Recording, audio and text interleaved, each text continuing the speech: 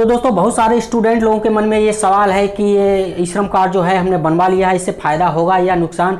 उनका सारा डाउट हम क्लियर करेंगे। और बहुत सारे स्टूडेंट लोग हैं ये पूछ रहे हैं कि हम ये ई श्रम कार्ड बनवाएं या ना बनवाएं, उनका भी डाउट क्लियर करेंगे।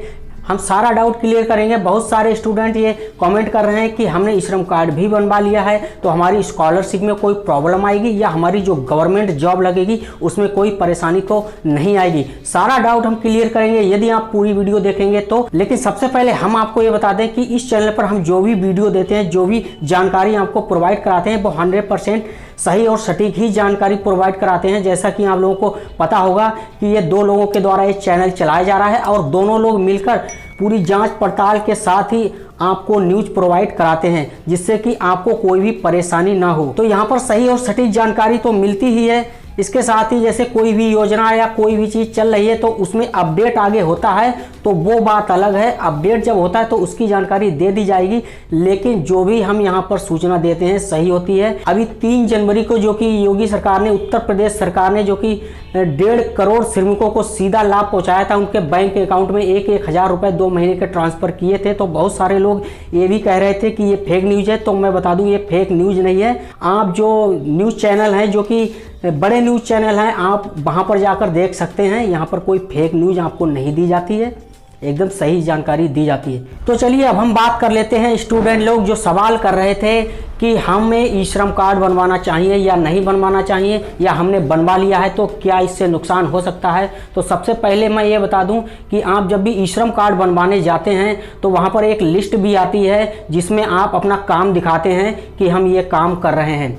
और आप कोई काम नहीं कर रहे हैं, आप केवल ही पढ़ाई कर रहे हैं तो आपको नहीं बनवाना चाहिए। लेकिन आप पढ़ाई के साथ साथ कोई काम भी कर रहे हैं, जैसे बहुत सारे स्टूडेंट लोग हैं वो पढ़ाई भी करते हैं और अपने घर का खर्चा चलाने के लिए कहीं जॉब भी करते हैं, छोटा मोटा कहीं खेती बाड़ी या कोई छोटी मोटी दुकान भी चलाते हैं। तो यदि उन्होंने बनवा भी लिया है तो इससे परेशानी वाली कोई दिक्कत नहीं है। और बहुत सारे स्टूडेंट हैं उन्होंने बना भी लिया है तो उनको कोई दिक्कत वाली बात नहीं है। वो दिखा सकते हैं कोई भी छोटी मोटी दुकान या कोई भी खेतीबाड़ी का काम कोई भी दिखा सकते हैं यदि जांच पड़ताल होती है तो।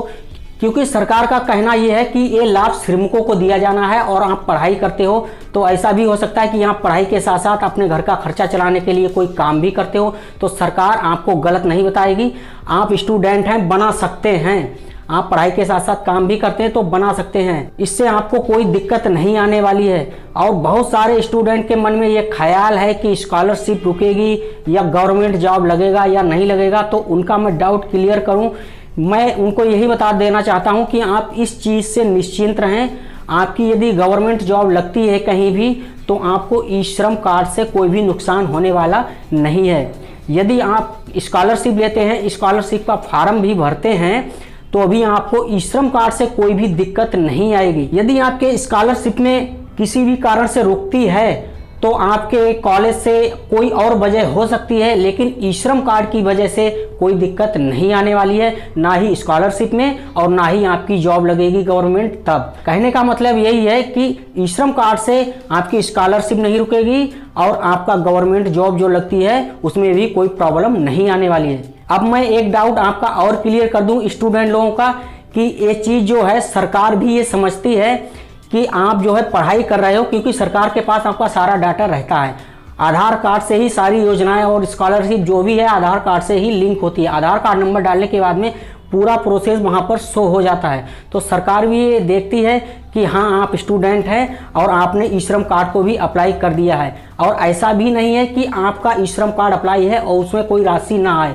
जो सरकार के द्वारा 3 जनवरी को राशि भेजी गई है वो बहुत सारे स्टूडेंट हैं उनके अकाउंट में आई भी है, और जबकि वो पढ़ाई भी कर रहे हैं। हाँ, बहुत लोगों की नहीं भी आई है, केवल 1.5 करोड़ लोगों को ही भेजा है। क्योंकि सरकार ये अच्छी तरह से जानती है कि आप पढ़ाई कर रहे हो, गरीब हो, मजदूर हो और आपकी गवर्नमेंट जॉब लगती है तो उससे सरकार आपको क्यों परेशानी में डालेगी। सिर्फ ई श्रम कार्ड आपका यदि आपका बना है और आपने बना लिया है तो ये केवल आईडी प्रूफ के तौर पर आपका काम करेगा, ये एक यूनिक आईडी जैसे कि आधार कार्ड। लेकिन आपको इससे कोई भी समस्या नहीं आने वाली है। हो सकता है आप पढ़ाई छोड़कर आपकी पढ़ाई कंप्लीट हो जाए, आपका कोई जॉब ना लगे तो आप असंगठित क्षेत्र वाला कोई भी काम ऐसा करने लगो प्राइवेट वाला, तो आपको इसी कार्ड के द्वारा आपको आगे लाभ मिलेगा। लेकिन यदि आपकी कोई गवर्नमेंट जॉब लगती है तो आपको ई श्रम कार्ड से कोई भी परेशानी नहीं आएगी। आपकी गवर्नमेंट जॉब है वो आपको, यदि आप पात्र हैं और आप उसमें सक्सेस होते हैं तो आपको मिलेगी ही मिलेगी। तो दोस्तों आपका डाउट पूरी तरह से क्लियर हो गया होगा स्टूडेंट लोगों के लिए कि आप निश्चिंत रहें, स्कॉलरशिप में कोई परेशानी नहीं आएगी, गवर्नमेंट जॉब में कोई परेशानी नहीं आएगी। बिहार टेक्निकल यूपी आपने देखा होगा 2 लोगों के द्वारा चैनल चलाया जाता है। पूरी जांच पड़ताल के साथ ही दोनों लोग मिलके न्यूज की पूरी एक एक डिटेल निकाल कर छानबीन करके ही आपको सही जानकारी देते हैं, जिससे कि आपको भी कोई परेशानी ना हो। तो दोस्तों आशा करते हैं हमारी दी गई जानकारी से आप संतुष्ट होंगे।